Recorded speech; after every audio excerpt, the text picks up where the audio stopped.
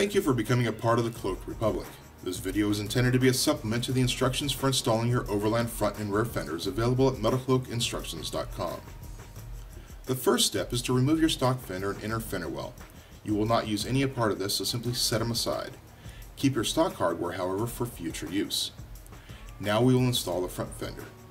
Starting with the fender bracket, align it as closely as possible to the stock holes.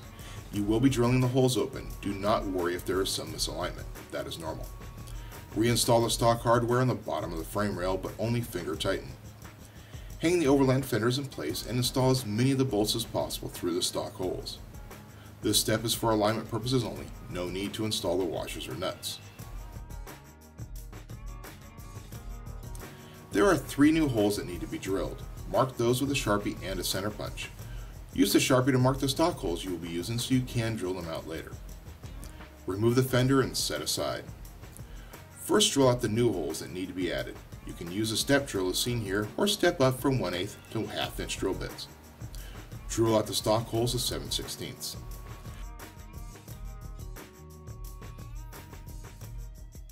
Using the standoffs as a guide, drill the new hole through the inner panel using a 3/8 drill. The standoffs help in case the drill grabs and tries to pull the drill through the thin outer sheet metal.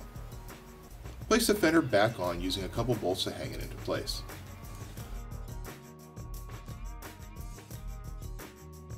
Locate the stock hardware for the fender support bracket.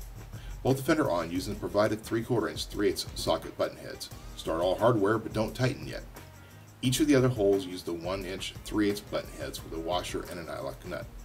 The remaining hole at the rear uses a 3/8 button head bolt with a large 1/2 inch washer and nut. At this stage, if you have the inner fender wells, you will install the body cavity piece here using the provided 4 inch long bolts. If not, then use the standoffs provided. Reinstall the stock bolt on the rocker rail and in the stock fender support bracket. Fully tighten all hardware and install the cosmetic taper bolts in the balls. The shorter bolt goes in the front ball.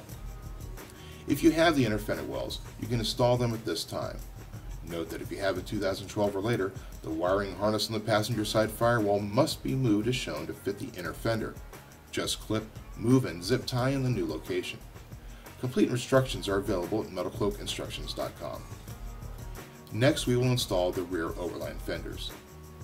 To install, you will need the same tools you used for the front fenders, as well as a 17/32 drill bit and the provided riv nut tool. A note on riv nuts: the 17/32 drill bit is not a usual one and can be hard to find, but is necessary to install the riv nuts. We've included a simple riv nut tool in your hardware.